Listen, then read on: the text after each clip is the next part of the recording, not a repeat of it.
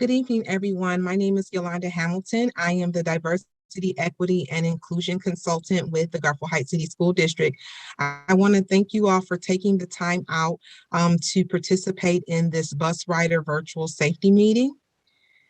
Hopefully you are able to hear okay. If there's any issues with the sound, feel free to indicate that in the YouTube chat. And we're going to go ahead and get started because we want to be respectful of your time. First things first, I would like to ask just to confirm your RSVP for attendance in tonight's virtual safety meeting. You can do so by emailing Brenda Benz. She is the office assistant with the Garfield Heights City Schools Department of Transportation.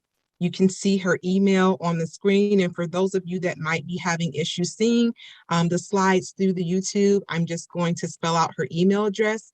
It is bbenz, BINNS at ghbulldogs.org. I would like to ask in the subject line if you could put bus rider safety meeting. And in the body of the email, please submit your first and last name, the name of your student and current grade level, as well as the bus number. Go ahead and feel free to jot down the email address so that you can make your RSVP confirmed following the meeting. In addition, during tonight's session, should you have any questions as we are going through this information, feel free to submit your questions via the YouTube chat, or you can text 216-264-6621. The text line will only be open until the close of tonight's meeting. And again, we'll have that number for you in the YouTube chat so that you may text over your questions. So we're going to go ahead and get right into tonight's agenda. Again, we're convening this meeting to really have a discussion with you to update you on our safety concerns and issues. And so for the purpose of tonight, we're going to talk about the ongoing safety issues and concerns that have been arising during bus transport, the importance of maintaining updated contact information with the Department of Transportation and the school district, a brief review of bus safety guidelines, a few testimonials from the bus drivers to inform parents as to what we're actually seeing take place during the buses, and also discussing how parents can partner with us. Before we jump into it, I want to thank our Director of Technology, Ms. Bailey, for helping us with the logistics for this virtual meeting. And I also want to acknowledge our staff that are online for tonight's session. Thank you for making room for this. So again, regarding safety and behavioral issues, what we've been seeing occur during the bus, on the buses are ongoing fights and altercations, excessive use of profanity, moving around while the bus is in transport, disrespect towards bus drivers and staff, and also students not abiding by the mask mandate. It is important that we understand that busing is a privilege for our district, and we really want to ensure the safety of all students. And so even though there may be a few students that are causing disruption, it really compromises the safety of all students. And at this time, I would like to invite Carrie Burgos to join in on the conversation so that she can share with you additional details regarding some of the safety issues that we're seeing during bus transport. Hello, everybody. Welcome back from break. I will say we had a great week this week, our first week back, so thank you for that. Like Ms. Hamilton said, we had a pretty rough beginning of the school year. It's been a rough year to start with anyways, a lot of new stuff going on, but we have been seeing a lot of fighting on the bus, moving seats. The swearing has been excessive. So these are some of the topics we wanted to kind of go over and get control of, just to avoid having the children lose their bus privileges. So hopefully the bus drivers can talk to everybody and go over some of the things they're seeing personally on the bus. And thank you all for coming. Yes, and I want to mention, prior to winter break, every parent should have received a copy of the updated bus guidelines. It is important that you review those guidelines with your students. Have a conversation. Take the time out to go through each of those guidelines. Those guidelines were drafted and they are informed by guidelines according to law. And so we just want to make sure that you're really having the conversation with your students regarding the bus guidelines. We are requiring that you return these guidelines. There's a space, for you to provide your signature, just saying that you received it and that you have reviewed these with your child. We are asking that you please sign and return this document by January 7th, which happens to be tomorrow. And by chance, if you did not receive the document or you may have misplaced it, feel free to email the Department of Transportation. You can reach out directly to Carrie Burgos or to Brenda Benz, and the email information and contact information for the Department of Transportation will be provided at the end of this presentation. Again, the bus guidelines we cannot compromise on those, because when those rules are broken, it compromises the safety of all students on the buses. One, I want to bring to mind particularly the mask mandate. What we're seeing is that students are not always being compliant with wearing their mask for the duration of bus transport. We understand that you have days where you might be rushing out or a child forgets their mask, and we do have masks that are provided for students, but it is important for you to reinforce this messaging of your child and the importance of them wearing a mask properly for the duration of their bus transport and also while they are inside of the school building.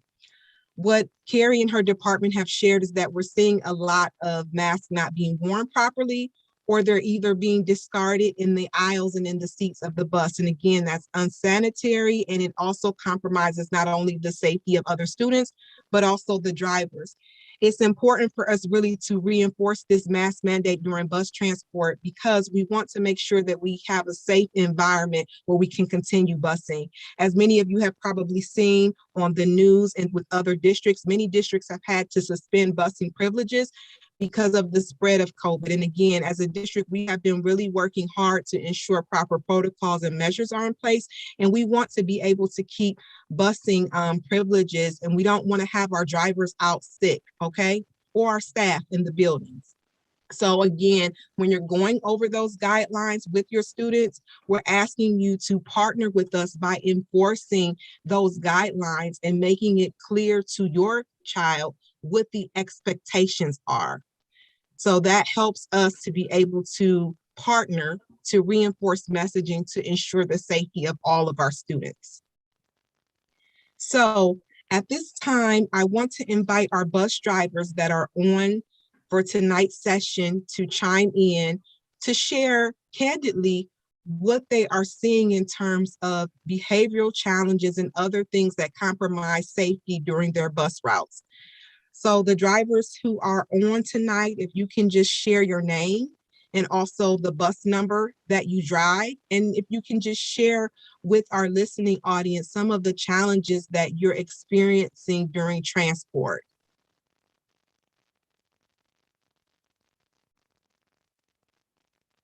I'll speak then. My name is Miss Stacy Johnson, bus number 10. Challenges I'm running into are kids don't want to keep their masks on. They like to continually socialize in other kids' faces, and they got the mask pulled down. They like to stand up when you've asked them continually to have a seat, stay in their seats. I'm also going through where they're having crayons, breaking crayons and throwing crayons around in the bus at other students. When you give them a mask when they come on the bus, even in the afternoon, I'm going through this. You give them a mask, next thing I know, they don't have it on them, or it's on the floor, or it's some excuse where they're telling me, oh, that mask broke, or I dropped it, or I forgot where I put it at. Okay. Thank you, Ms. Stacy. Does that summarize pretty much everything that you're seeing? How is your relationship with the students on the bus? Are you having some of the bus drivers share that they're experiencing students using profanity and things like that? Is that happening on your bus route? Mine not as bad because I had set my rules at the beginning of the year. So mine not as bad that when they've done it, mine are pretty good. Both schools are pretty good where they kind of they apologize or they kind of acknowledge, oops, but not as bad. Okay, thank you for sharing that, Ms. Stacy. And I'm sure that there are no oops at home, right? So the expectation in your home is for your child not to use profanity. We need you to reinforce that messaging that just because they're on the bus and parents are not present, the same behavioral expectations are expected. Again, thank you, Ms. Stacy, for sharing with us about the ongoing issue with masking. It is very important, especially with the spread of this new variant, for you to have those conversations with your child. And we encourage you also to set consequences, right? We know that there are consequences to behaviors, and it's very important to understand that the mask mandate is a part and just as important as the other guidelines that are outlined as well, including not permitting parents on the bus. So for example, if there is an issue with your student, you need to make a call to the Department of Transportation because it is against the law for anyone that is not staff of the Garfield Heights City School District to enter the bus. Other things such as moving around during the bus, that poses a huge safety issue. Should the bus have to come to a sudden stop, again, it compromises the safety of not just your child, but all students who are on the bus. So we want to continue to make sure that your child has these busing privileges, that they're safe during transport, just so that you can rest a little easy knowing that your kids are safe on their way to school. I would like to ask the other driver that is present if you can chime in on the conversation and just share again your name, your bus route, and some of the things that you're seeing on your bus.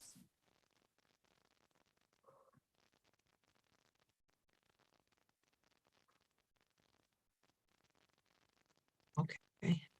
Andy, I think that you're on mute. Okay, hello. My name is Mr. Andrew. I'm on bus number 11, and I take the high school kids to the CVCC. And to give a positive note, most of my students are very, very good. And there's just a handful of individuals that like to be the ones that misbehave, and such as not wearing their mask or being disrespectful and talking back. And just the regular stuff. But for the most part, a lot of the students are very well behaved and are doing what they're supposed to be doing. And I think that's probably because they're, the older students, the high school students. But like I say, there are just the few certain individuals, and those are the repeat offenders that always are the ones that are, maybe just looking for attention or what have you. But for the most part, the majority of my students are, very good. Thank you, Mr. Andrews. So for parents who have students that attend CVCC, again, we ask you to enforce the rules and the guidelines, to have a talk with them about what respectful communication looks like, not using profanity on the bus. Again, we want to make sure that students are adhering by the guidelines and understanding that, again, busing is a privilege and there are consequences when those guidelines are violated. Carrie, can you share a bit with the parents just to kind of go over some of the consequences for not following the rules or guidelines during bus transport? Absolutely. And you'll also find it on the papers that were sent home to you. And it all depends on the actual situation itself. So minor issues, if there's cuss words said or moving a seat, we are going to give the children some chances. We'll do write-ups. We will always send a paper copy home to the parents. We do try to call if we don't get through, always check to see if they have a paper copy with them of their write-up. If you ever have any questions, just call the garage. We have cameras on the buses. We could look it over and see if something doesn't seem right to you. But we are really cracking down this year just because of the issues we've had. So after 3 write-ups, the children will get time off the bus. Depending on, like I said, the situation will depend on the amount of time. Fighting is automatic. So if they're a fight, both sides, they will get time automatically off the bus.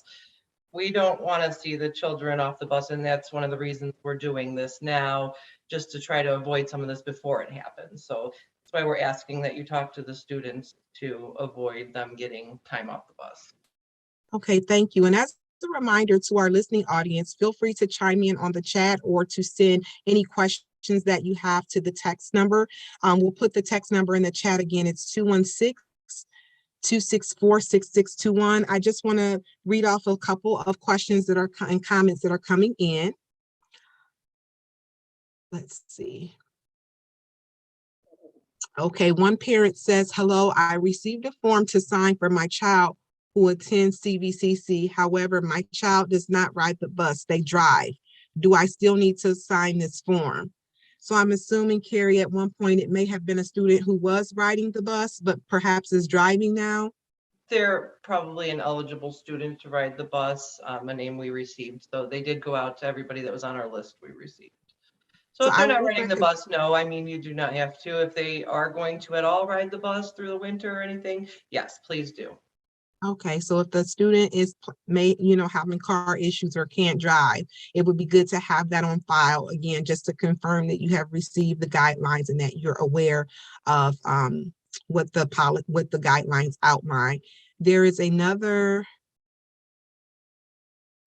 question coming through. Okay, I think that was just a comment for a parent checking in. Mrs. Bailey, isn't CVCC a privilege? I would say it's an opportunity that we afford to students in our district. Again, anytime a student is given the opportunity to use the district's transportation services, it is a privilege, meaning that there are rules and regulations in place in order to continue to have the continuance of those bus privileges. I just want to make sure I have, Mr. Saluka, that I articulated that correctly. And so in essence, the answer to your question would be yes. Absolutely.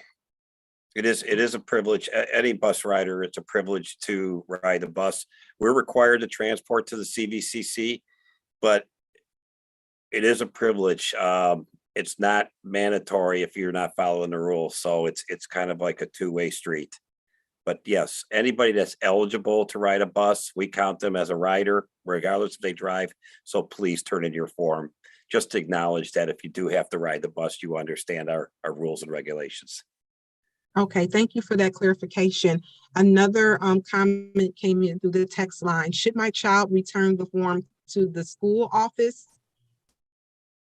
Carrie, can you chime in? I'm sorry. I have received forms today from parents dropping off. I have received them from the schools. So the principals must have received some. I've also received a bunch from the bus drivers. So thank you to everybody that's been turning them in. We got quite a nice stack back today. So I hope to see the same tomorrow. Any way that you can get it in, through the bus driver, the principals, however you choose. That's good. So your child can bring the form and either turn it into the bus driver or turn it into their principal. Or if you are a parent that prefers to drop it off directly to the Department of Transportation, you can do that, or you can send it via email as long as it's a scanned copy that's signed by you.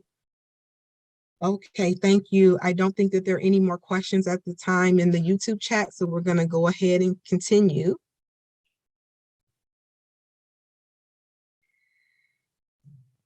Okay, so next is the importance of having your contact information up to date.